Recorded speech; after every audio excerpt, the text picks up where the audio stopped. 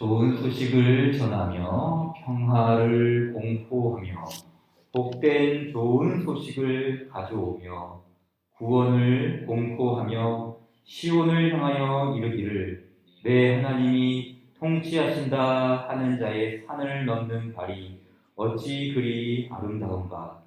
내 파수꾼들의 소리로다. 그들이 소리를 높여 일제히 노래하니 이는 여호와께서 시온으로 돌아오실 때에 그들의 눈이 마주 보리로다. 너 예루살렘의 황폐한 곳들아, 기쁜 소리를 내어 함께 노래할지어다. 이는 여호와께서 그의 백성을 위로하셨고 예루살렘을 구속하셨음이라. 여호와께서 열방의 목전에서 그의 거룩한 팔을 나타내셨으므로 땅 끝까지도 모두 우리 하나님의 구원을 보았도다. 아멘. 선지서는 구약 성경 중에서 가장 많은 분량을 차지합니다. 다양한 환경 속에서 또 여러 선지자들이 구약 시대를 전체를 통틀어 활약을 했습니다. 지난 시간에 잠시 살폈듯이 선지서가 구원의 드라마에 있어서 굉장히 중요한 역할을 또 차지한다고 했죠. 선지서가 중요한 이유가 무엇입니까? 우선 이 선지자들의 가르침은 언약 관계를 중심점에 둔다고 했죠. 그래서 하나님이 원하시는 방식으로 살라는 도전을 언약의 백성들에게 주고 있고, 또 이러한 하나님의 원하시는 방식으로 언약대로 살지 않으면 멸망할 것이라는 경고 역시 주고 있습니다. 하지만 이스라엘은 언약을 파기하였고 또 경고도 무시하였죠. 결국 이스라엘이 들려주는 이야기는 슬픈 소식 혹은 나쁜 소식이라고 할 수 있죠. 그럼에도 불구하고 여호와 하나님께서는 또 다른 메시지를 남겨주셨죠. 도전과 경고, 언약의 백성으로서 살아가야 할 도전과, 그리고 그 언약을 지키며 살아갈 때 주어지는 축복과 또 그것을 놓칠 경우에 받게 될 경고. 그러나 그 모든 것들을 또 넘어서서 또 하나의 메시지를 선지자를 통해 남겨주시죠. 그것이 바로 회복입니다. 회복. 언약이 파괴되었을 때 이 언약 관계를 다시 회복시켜주는 기쁨의 소식, 복음을 전파한 것이죠. 이것은 무엇을 의미합니까? 하나님과 이스라엘의 관계는 철저하게 은혜에 기초한다는 뜻입니다. 은혜. 그렇죠? 그러니까 어떤 조건이나 어떤 의무에 의해서 이 언약 관계가 유지되고 지속되는 것이 아니라 하나님의 일방적인 은혜로 이 언약의 백성들과의 관계가 지속된다는 그런 의미가 아니겠습니까? 그래서 이 선지자들의 메시지는 심판이 있습니다. 임박한 심판을 경고합니다. 그러나 선지자들의 또 다른 메시지는 회복도 전합니다. 회복. 미래에 이루어질, 미래에 이루실 이 소망의 메시지를 전파하는 것. 곧 회복의 복음. 이 선지자들이 이스라엘 백성들에게 주었던 또 하나의 메시지는 바로 이 복음이라는 메시지였던 것이죠. 대표적으로 여러 선지자들을 살펴볼 수 있겠지만 우리가 중심적으로 보는 에레미야, 이사야, 에스겔 전반적으로 살펴보도록 하겠습니다. 이 선지서의 말씀 속에서 소망의 메시지죠. 즉 복음에 대한 메시지를 들려주지 않습니까? 우리가 잘 알고 있듯이 이 선지서의 메시지는 크게 두 부분으로 나눌 수가 있죠. 전반부는 심판에 대한 메시지를 다룹니다. 그리고 후반부는 무엇을 다룹니까? 소망에 대한 메시지죠. 심판과 소망, 멸망과 회복, 징계와 다시 일어섬, 이런 치유와 회복, 위로의 메시지를 후반부에서 다루지 않습니까? 먼저 에레미야를 좀 살펴보도록 하겠습니다. 이사야 다음에 있는 에레미야 31장으로 가겠습니다. 에레미야 31장.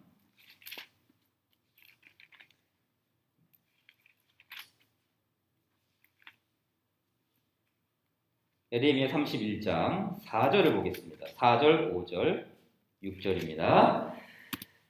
처녀 이스라엘아, 내가 다시 너를 세우리니 네가 세움을 입을 것이요 네가 다시 소고를 들고 즐거워하는 자들과 함께 춤추며 나오리라. 네가 다시 사마리아 산들에 포도나무를 심는 자가 그 열매를 따기 시작하리라. 에브라임 산 위에서 파수꾼이 외치는 날이 있을 것이라.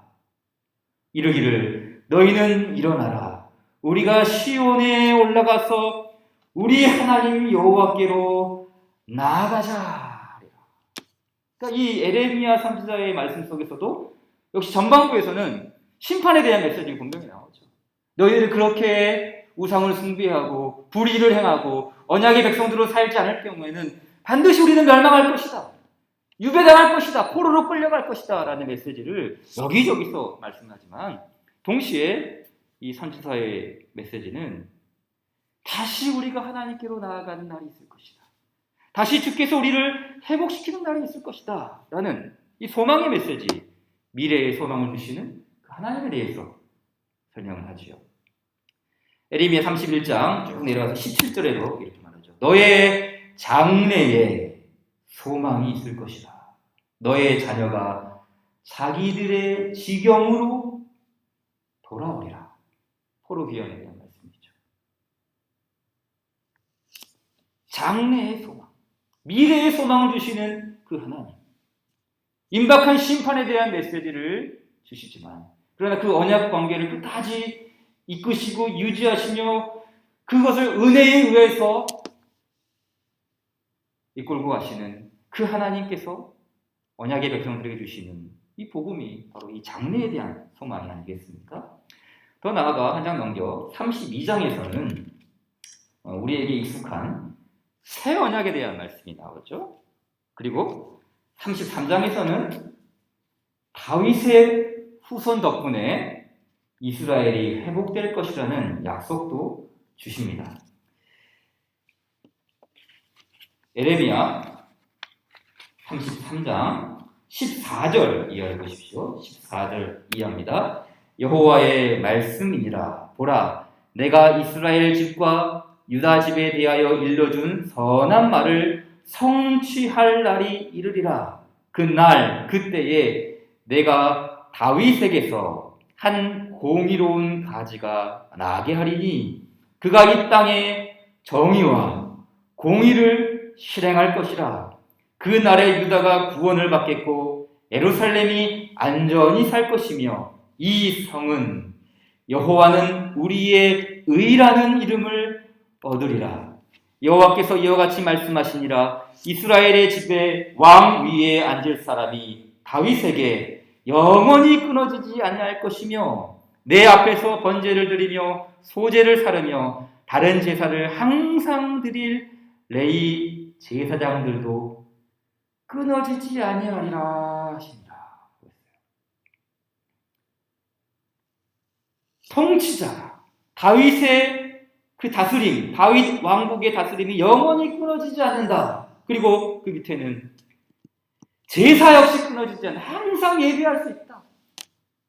멸망과 심판의 때에는 성전도 무너지고 제사 드릴 수 있는 장소도 없고 제사장들 역시 포로로 끌려갔지만 회복과 언약의 소망의 때에는 다스리는 자가 있고 영원히 끊어지지 않는 예배 처소를 하나님께서 마련해 두신다라고 가르치고 있습니다.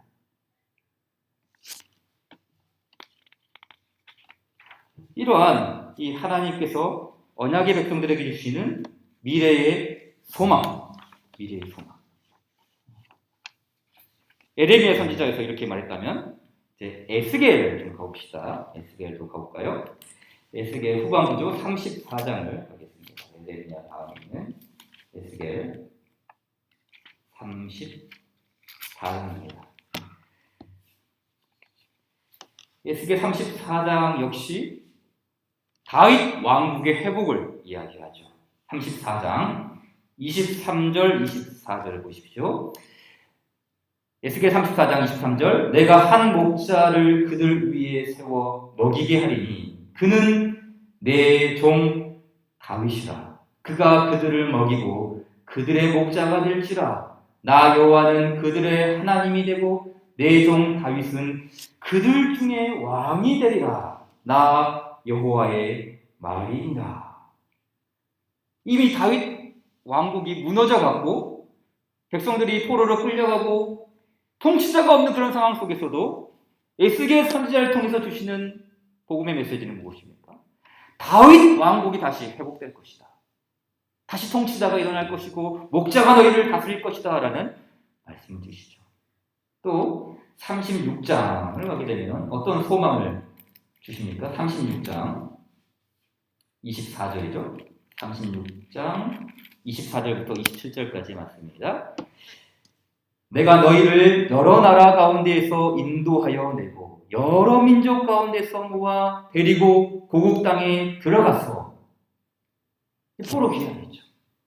다시 하나님께서 유배당한 이스라엘을 돌려보내십니다. 근데 그렇게 거기서 끝나는 게 아니라 거기서 들어가서 맑은 물을 너희에게 뿌려서 너희로 정결하게 하되 곧 너희 모든 더러운 것에서와 모든 우상 숭배에서 너희를 정결하게 할 것이며 또 새 영을 너희 속에 두고 새 마음을 너희에게 주되 너희 육신에서 굳은 마음을 제거하고 부드러운 마음을 줄 것이며 또 내 영을 너희 속에 두어 너희로 내 율례를 행하게 하리니 너희가 내 규례를 지켜 행할지니라. 그 이스라엘에게 정결한 고국으로 돌아온 백성들을 살게 할 뿐만 아니라 여호와 하나님께서 그들의 죄를 깨끗하게 씻어주시는 이 정결함의 약속도 허락해 주십니다. 그리고 37장으로 넘어가 되면 우리가 잘 아는 그 마른 뼈 환상도 나오죠. 이 마른 뼈가 살아나는 환상은 무엇을 의미합니까? 역시 이스라엘 민족이 회복되는 거예요. 그렇죠?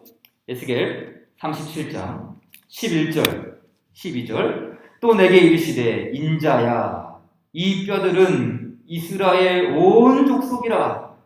그들이 이르기를 우리의 뼈들이 말랐고 우리의 소망이 없어졌으니 우리는 다 멸절되었다 하느니라. 그러므로 너는 대언하여 그들에게 이르기를 주 여호와께서 이같이 말씀하시기를 내 백성들아 내가 너희 무덤을 열고 너희로 거기에서 나오게 하고 이스라엘 땅으로 들어가게 하리라. 14절 말씀에는 내가 또 내 영을 너희 속에 두어 너희가 살아나게 하고 내가 또 너희를 너희 고국 땅에 두리니 나 여호와가 이 일을 말하고 이룬 줄을 너희가 알리라. 여호와의 말씀이니라. 이 마른 뼈들이 살아나는 환상을 통해서 민족이 부활이죠. 그 무너져버렸던 이스라엘, 처참하게 멸망해버렸던 유다 왕국이 다시 부활하는 이 민족의 부활을 가리키고 있지 않습니까? 언약 백성을 회복시키는 부활 소망을 가리키고 있는 것이죠. 그런 후에 이 에스겔서에는 새로운 성전이 또 나타나죠. 40장에 가게 되면 새로운 성전. 예배가 회복되는 거예요. 예배가. 도저히 예배할 수 없었던 그런 처참한 상황 가운데서 새 성전을 보여주시면서 예배와 섬김과 제사가 회복되는 그 소망을 에스겔 선지자를 통해서 언약의 백성들에게 보여주시지 않습니까? 자, 그런가 하면 이사야서는 조금 더 구체적이죠. 이 소망과 회복의 메시지가. 이사야 선지자는 가장 크고 영광스러운 회복을 전해줍니다. 우리가 잘 알고 있듯이 이사야서는 총 66장이지 않습니까? 66장에서 이거를 이제 구약과 신약으로 나누듯이 1장부터 39장은 전반부, 그리고 이게 심판의 메시지다라고 가리키고 있고 40장부터 66장까지는 후반부, 회복에 대한 메시지라고 하지 않습니까? 한 구약학자는 이 후반부죠. 이 40장 이후의 메시지를 우리 성도들의 영적 강장제라고 표현을 했어요. 영적인 강장제. 이게 무슨 말입니까? 그만큼 우리 성도들의 믿음을 튼튼하게 해주고 견고하게 해주는 복음 교리가 바로 이 이사야 선지자 후반부에 담겨져 있다는 뜻이죠. 그래서 이사야 읽을 때 40장부터 66장까지 이 후반부의 말씀을 그냥 쭉 한 두어 시간 정도 시간을 내서 읽으면서 영적인 원기 회복을 하라는 그런 권면을 하는 것도 보았습니다. 그만큼 이 후반부의 말씀은 복음, 회복에 대한 말씀을 자세하게 가르쳐주고 있기 때문이죠. 자, 그럼 이 이사야 후반부의 말씀은 크게 한 5가지 정도의 핵심 주제가 있습니다. 첫 번째는 새로운 미래입니다. 미래. 이 이사야 선지자의 말씀을 통해서 언약 백성들의 새로운 미래를 열어 보여주시죠. 이사야 42장 9절 말씀입니다. 보라, 전에 예언한 일이 이미 이루어졌느니라.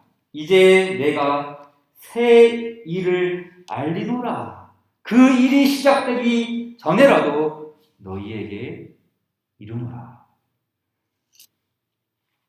아직 실현되지 않는 언약 백성들의 회복이죠. 여전히 포로 상황 가운데 있고, 여전히 멸망 가운데 있고, 여전히 위협 가운데 있지만 주께서는 그들을 향해 새로운 미래가 준비되어 있다. 그리고 그것을 이미 주께서 작동시켰다고 말씀합니다. 이미 이루어졌느니라. 새로운 미래를 펼쳐 보여주십니다. 주께서 이루신 새로운 미래가 언약 백성들에게 펼쳐졌습니다. 또 두 번째로 미래의 소망을 주시는 하나님께서는 이 이사야 선지자의 말씀을 통해서 새로운 출애굽을 또 이야기하시죠.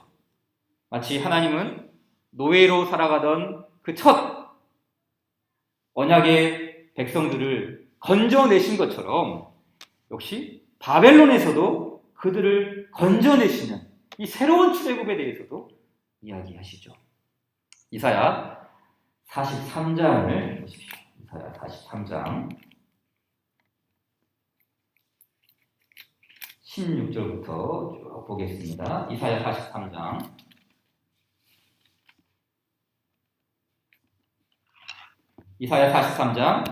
16절 나 여호와가 이같이 말하노라. 바다 가운데의 길을 큰 물 가운데에 지름길을 내고 병거와 말과 군대의 용사를 이끌어내어 그들이 일시에 엎드러져 일어나지 못하고 소멸하기를 꺼져가는 등불 같게 하였느니라. 너희는 이전 일을 기억하지 말며 옛날 일을 생각하지 말라. 보라, 내가 새 일을 행하리니 이제 나타낼 것이라. 너희가 그것을 알지 못하겠느냐? 반드시 내가 광야의 길을 사막의 강을 내리니 장차 들짐승 곧 승냥이와 타조도 나를 존경할 것은 내가 광야의 물을 사막의 강들을 내어 내 백성 내가 택한 자에게 마시게 할 것임이라. 이 백성은 내가 나를 위하여 지었나니 나를 찬송하게 하려 함이니라. 출애굽기와 거의 똑같은 말씀이죠. 언약의 백성들이 포로로 끌려가고 그 바벨론의 유배생활 압제 아래 있을 때에 주께서는 다시 그 예전에 출애굽한 백성들을 그렇게 이끄셨듯이 바벨론에 잡혀있던 자들을 다시 이끌어내어서 그 구속하시는 하나님, 주님을 섬기게 하게 하시는 하나님, 예배하게 하시는 언약의 백성들을 삼겠다는 이 새로운 출애굽을 약속하시죠. 여호와 하나님께서 언약의 백성들에게 보여주신 미래의 소망, 복음의 메시지 아닙니까? 또한 세 번째로 이 이사야 선지자를 통해서 일러주시는 미래의 소망이 무엇입니까? 새로운 하나님에 대한 계시입니다. 즉, 이 하나님을 어떻게 인식하게 됩니까? 새로운 미래를 여시는 하나님, 새로운 출애굽을 이끄시는 여호와 하나님, 그분을 진실로 자기들의 하나님, 우주의 창조자 하나님, 역사의 주관자이신 하나님으로 믿게 된다는 것이죠. 바로 이 새로운 하나님, 그들이 잊고 있었던 그 하나님, 우상에 젖어 있었던 그 하나님 인식을 눈을 뜨게 되고 마음의 영안이 열리게 되고 어두운 모든 것들이 열려져서 그 새로운 하나님을 보게 되고 인식하게 되고 자각하게 되는 그런 미래의 소망을 또 언약의 백성들에게 주시죠. 44장 6절부터 8절까지 말씀입니다.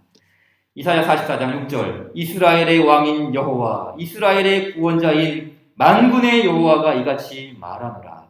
나는 처음이요 나는 마지막이라. 나 외에 다른 신이 없느니라. 하나님을 알려주세요. 그 볼 수 없었던 어둠에 갇혀 있었던 그 백성들에게 하나님이 어떤 분이신지를 다시 한번 계시해 주시죠. 내가 영원한 백성을 세운 이유로 나처럼 외치며 알리며 나에게 설명할 자가 누구냐 있거든. 될 일과 장차 올 일을 그들에게 알릴지어다. 너희는 두려워하지 말며 겁내지 말라. 내가 예로부터 너희에게 듣게 하지 아니하였느냐, 알리지 아니하였느냐. 너희는 나의 증인이라. 나 외에 신이 있겠느냐? 과연 반석은 없나니 다른 신이 있음을 내가 알지 못하노라. 이런 하나님에 대한 계시를 알려주시면서 그 언약의 백성들이 바로 이제 그 하나님에 대한 증인, 언약의 창조자이며 언약의 주관자인 그 하나님을 알게 되고 역사를 이끌어 가시는 그 하나님에 대한 증인이 되고 온 우주의 통치자이신 여호와 하나님의 다스림에 그 증인이 되는 언약의 백성으로 다시 삼아주시는 것이죠. 미래에 주어질 소망, 복음 메시지죠. 또 이사야 선지자의 네 번째 메시지가 있습니다. 새로운 소망을 온 세계를 향하여 비추게 하죠. 단순히 이스라엘에게만 국한된 것이 아니라 그 아브라함의 언약의 실현으로서 온 세상을 향해 펼쳐 보이시는 새로운 소망이죠. 이사야 55장이죠. 이사야 55장 1절부터 5절까지 말씀을 보십시오. 이사야 55장 1절, 오호라 너희 목마른 자들아 물로 나오라. 돈 없는 자도 오라. 너희는 와서 사 먹되 돈 없이 값 없이 와서 포도주와 젖을 사라. 너희가 어찌하여 양식이 아닌 것을 위하여 은을 달아주며 배부르게 하지 못할 것을 위하여 수고하느냐. 내게 듣고 들을지어다. 그리하면 너희가 좋은 것을 먹을 것이며 너희 자신들이 기름진 것으로 즐거움을 얻으리라. 너희는 귀를 기울이고 내게로 나와 들으라. 그리하면 너희의 영혼이 살리라. 내가 너희를 위하여 영원한 언약을 맺으리니 곧 다윗에게 허락한 확실한 은혜입니다. 보라, 네가 알지 못하는 나라를 네가 부를 것이며 너를 알지 못하는 나라가 네게로 달려올 것은 여호와 내 하나님 곧 이스라엘의 거룩하신 이로 말미암음이니라. 이는 그가 너를 영화롭게 하였느니라. 그 처참하게 무너진 이스라엘을 향해서 주시는 소망의 메시지가 무엇입니까? 너희는 그걸로 끝이 나는 게 아니다. 내가 너희를 다시 돌아와 너희를 세우되 너희만 빛나게 하는 것이 아니라 너희를 통해서 온 열방과 온 세계와 민족이 나를 알게 할 것이다.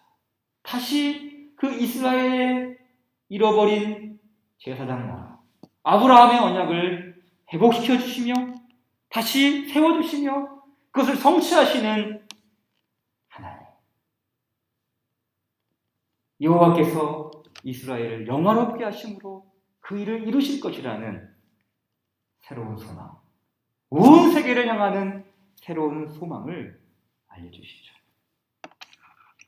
그리고 이사야 선지자를 통해서 다섯 번째로 주어지는 또 하나의 메시지가 있죠.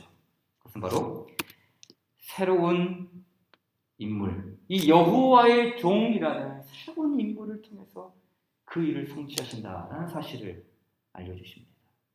이 미래의 소망을 이루시고 성취하시는 하나님께서는 이 여호와의 종이라는 새로운 인물을 통해 하나님의 언약과 하나님의 뜻을 이루어 가시는 그 일을 실현하시는 것이죠. 우리 이사야서 49장 보십시오. 이사야 49장 1절부터 보겠습니다. 1절부터 9절, 6절까지 보겠습니다. 이사야 49장 1절. 성들아 내게 들으라. 온 곳 백성들아 귀를 기울이라. 여호와께서 태에서부터 나를 부르셨고 내 어머니의 복중에서부터 내 이름을 기억하셨으며 내 입을 날카로운 칼같이 만드시고 나를 그의 손 그늘에 숨기시며 나를 갈고 닦은 화살로 만드사 그의 화살통에 감추시고 내게 이르시되 너는 나의 종이요 내 영광을 네 속에 나타낼 이스라엘이라 하셨느니라. 그러나 나는 말하기를 내가 헛되이 수고하였으며 무익하게 공연히 내 힘을 다하였다 하였도다. 참으로 나에 대한 판단이 여호와께 있고 나의 보응이 나의 하나님께 있느니라. 이제 여호와께서 말씀하시나니 그는 태에서부터 나를 그의 종으로 지으신 이시요 야곱을 그에게로 돌아오게 하시는 이시니 이스라엘이 그에게로 모이는도다.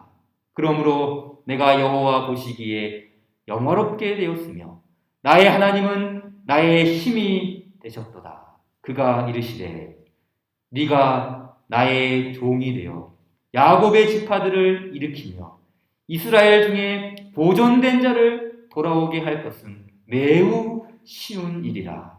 내가 또 너를 이방의 빛으로 삼아 나의 구원을 베풀어서 땅 끝까지 이르게 하리라. 이렇게 이사야 선지자는 미래의 소망을 주시는 하나님을 전합니다. 새로운 미래, 새로운 출애굽, 새로운 하나님, 새로운 열방, 새로운 여호와의 종으로 그러한 희망이 떠오르게 하시는 그 메시지, 복음 메시지를 주지 않습니까? 자, 그렇다면 이 모든 선지자들의 말씀을 통해 주어진 이 구약의 소망, 하나님의 미래의 소망의 말씀이 언제 이루어지는 것일까요? 세 가지로 우리는 전망할 수 있습니다. 하나님의 말씀이 성취되는, 그 애언의 말씀이 성취되는 일에는 세 가지 길이 있어요. 첫째는 구약 성경에서 이 예언이 성취가 되죠. 하나님의 말씀과 선지자들의 예언은 구약 시대에 일어나지 않았습니까? 잘 알고 있듯이 선지자들은 멸망을 예언했습니다. 유다가 포로로 끌려갈 것을 예고했죠. 그러한 말씀들은 고스란히 구약 성경에서 성취됩니다. 성전이 무너지고 이스라엘은 유배를 당합니다. 주전 721년에 북왕국 이스라엘은 아수르에 의해 멸망하죠. 남왕국 유다는 587년에 무너졌습니다. 바벨론의 포로로 끌려갔습니다.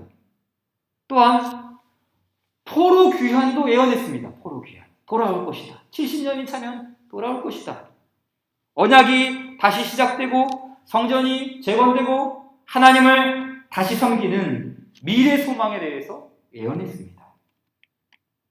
그리고 때가 참에 주전 538년에 돌아오게 되죠. 페르시아의 고레스 왕이 칙령을 내립니다.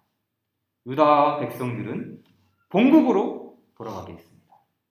그리고 515년에는 성전이 재건됩니다. 이 모든 선지자들의 예언은 구약 성경 내에서 성취됐습니다. 이러한 미래에 대한 소망이 구약 성경 내에서 실현되었다는 것이죠. 자, 그런가 하면 이 선지자들의 예언은 구약을 넘어 신약에서도 우리는 바라볼 수 있습니다.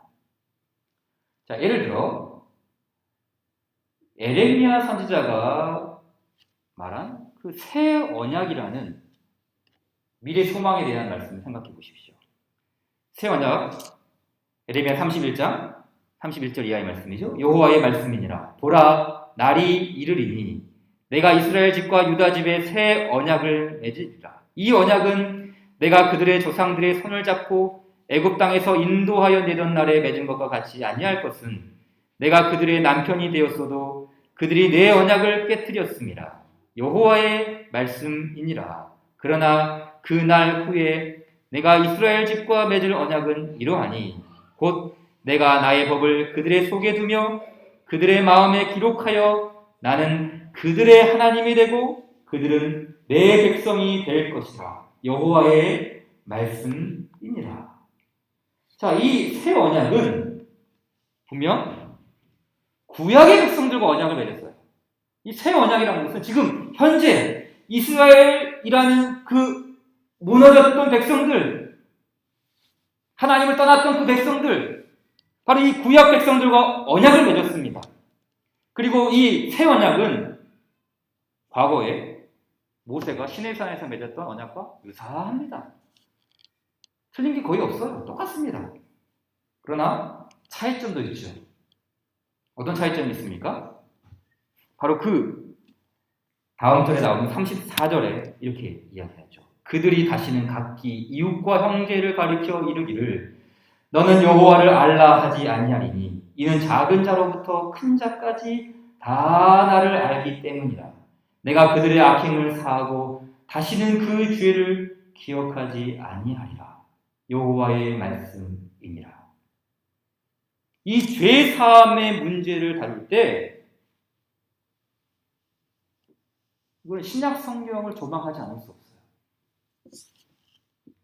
완벽한 죄 사함의 문제는 오직 그리스도만이 성취할 수 있기 때문이죠.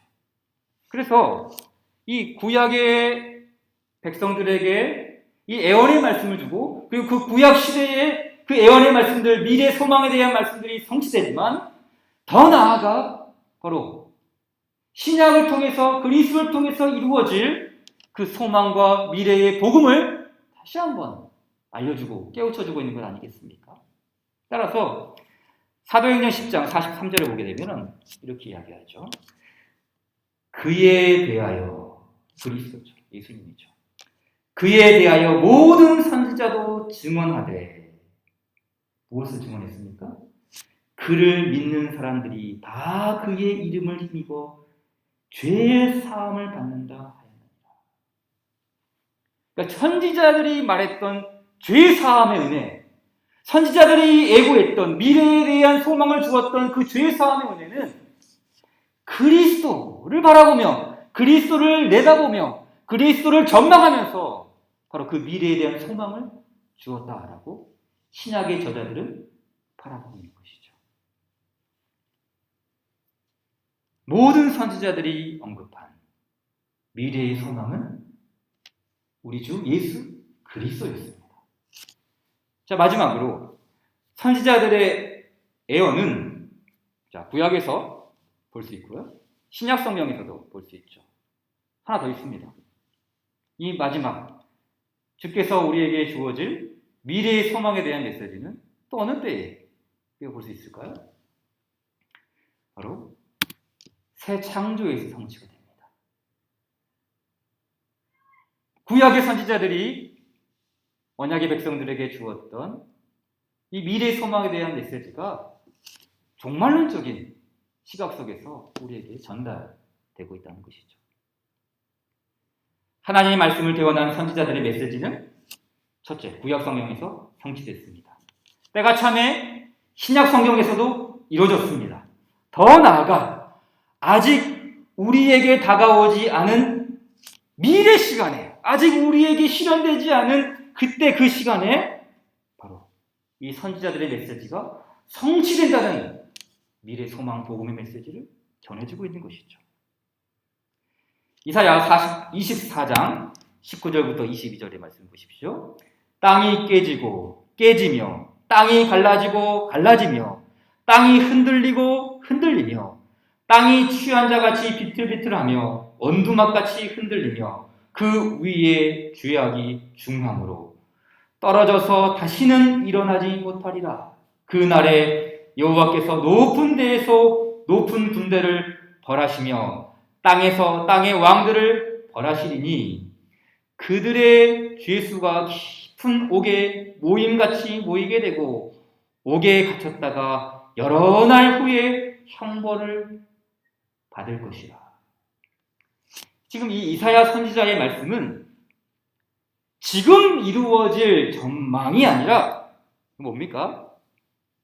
최후 심판이죠. 최후 심판. 지금 최후 심판의 메시지를 내다보고 있는 것입니다. 구약 성경에서 예수님 재림 시에 이루어질 이 마지막 심판에 대해서 언급하고 있는 것이죠. 하지만 감사하게도 이 새 창조, 이 종말론적인 새 창조에 대한 예언은 기쁨의 소식이 더 많습니다. 구약의 종말은 참 행복해요. 그 구약의 선지자를 통해서 보여주시는 종말론적인 비전은 너무나 행복하고 너무나 아름답고 우리 성도들, 이 언약의 백성들을 고무시키는 그러한 소망, 복음의 메시지를 종말론적으로 보여주죠. 그래서 이 구약 성경, 특별히 선지자를 통해서 보여주는 이 종말론적인 메시지는 어떤 내용들이 많습니까? 자연이 회복이 돼요. 인간의 죄로 인해 망가지고 피폐하고 이 엉컹 피를 쏟아내는 자연이 풍요로워집니다. 땅과 자연이 풍요로워집니다. 폭력, 굶주림, 위험 사라집니다.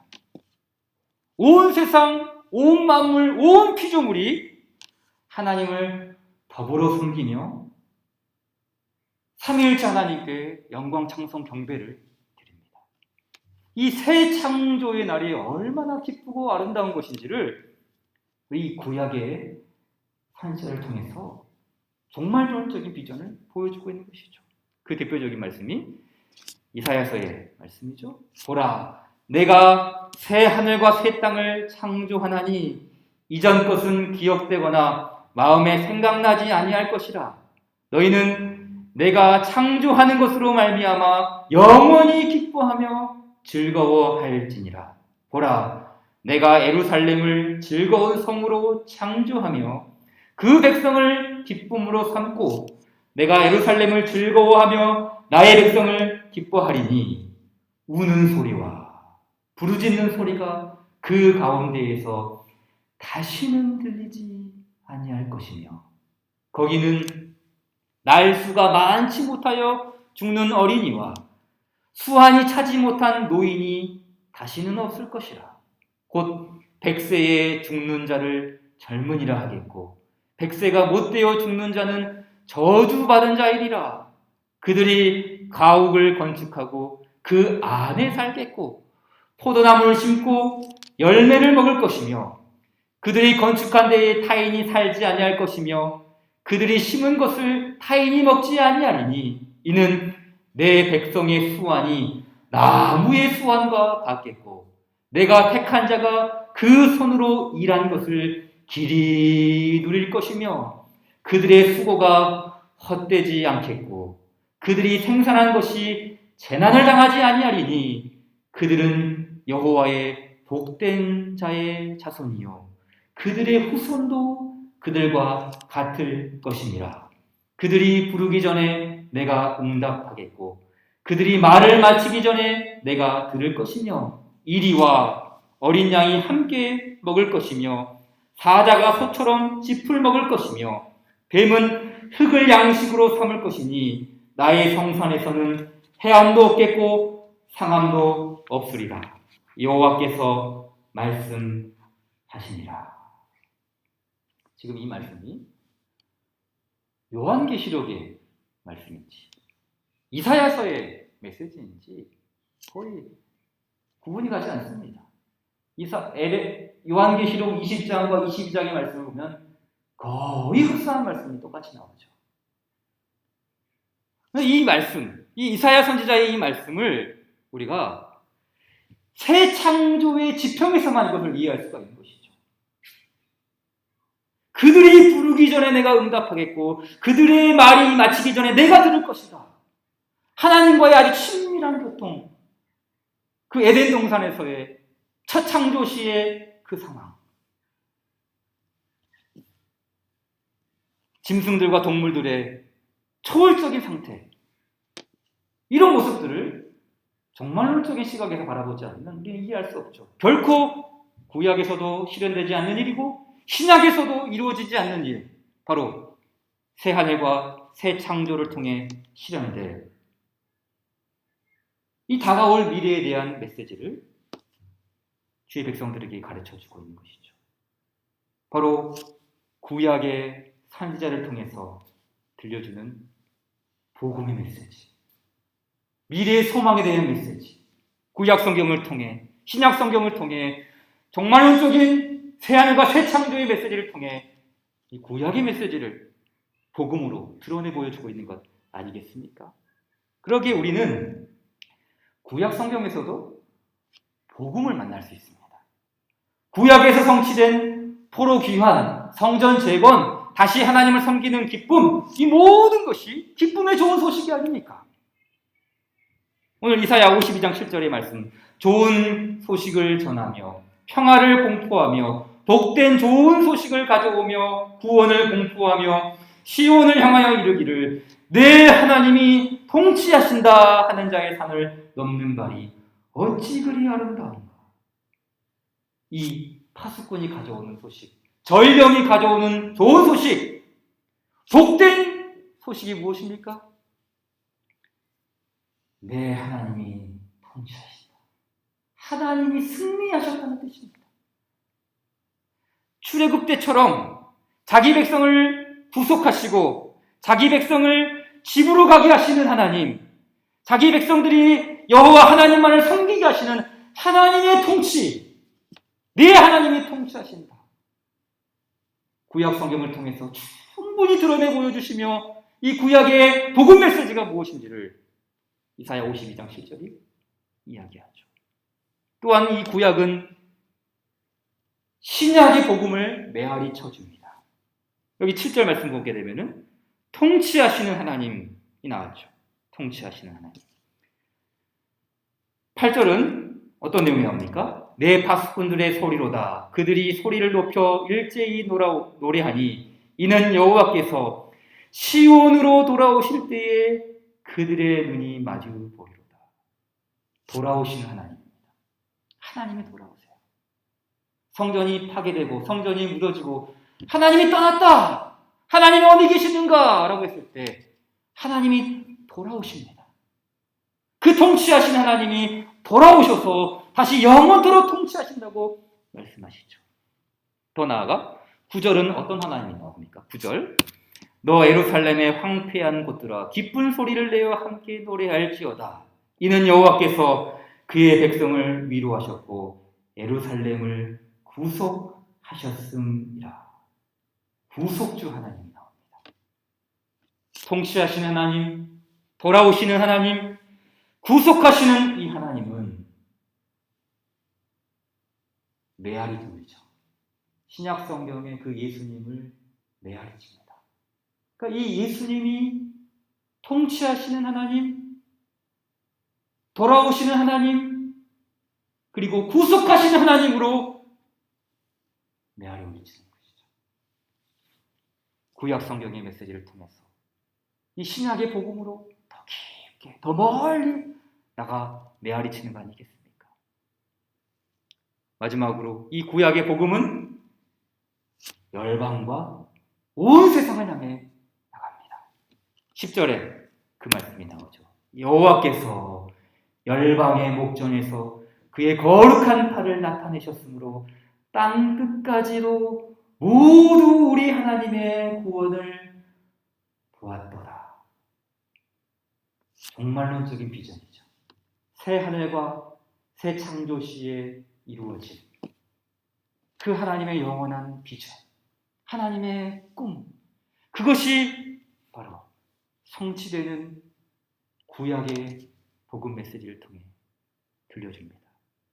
주 예수 그리스도께서 온 땅을 통치하기 위해 모든 백성과 모든 족속, 모든 방언에서 자기 백성을 구속하기 위해 돌아오실 때 마침내 이 일은 성취되죠. 그리스도의 재림시에 마침내 온 열방, 온 백성, 온 민족이, 온 땅끝이 그분을 경배하고 수많은 사람들이 자신의 면류관을 드리며 성부, 성자, 성령 하나님을 찬송하지 않습니까? 우리에게 복음의 영광을 비춰주시는 삼위 하나님을 영원토록 찬송합니다. 찬송 555장, 550장 찬송 후에 마치겠습니다. 550장입니다.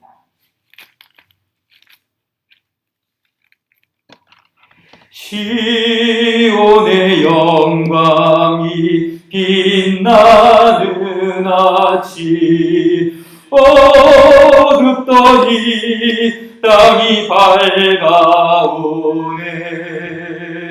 슬픔과 애통이 기쁨이 되니 시온의 영광이 비춰오네. 시온의 영광이 빛나는 아침 매였던 종들이 돌아오네. 오래전 선지자 꿈꾸던 복을 망인이 다같이 누리겠네. 보아라 광야에 화초가 피고 말랐던 시냇물 흘러오네. 이 산과 저 산이 마르쳐 울려 주의 순종을 찬송하네. 땅들아 바다야 많은 섬들아 찬양을 주님께 드리오라. 싸움과 죄악이 가득한 땅에 찬송이 하늘에 사무치네. 아멘. 하늘에 계신 우리 아버지여, 이름이 거룩히 여김을 받으시오며 나라의 임하옵시며 뜻이 하늘에서 이룬 것 같이 땅에서도 이루어지이다. 오늘날 우리에게 일용할 양식을 주옵시고 우리가 우리에게 죄 지은 자를 사하여 준 것 같이 우리 죄를 사하여 주옵시고 우리를 시험에 들게 하지 마옵시며 다만 악에서 구하옵소서. 대개 나라와 권세와 영광이 아버지께 영원히 있사옵나이다.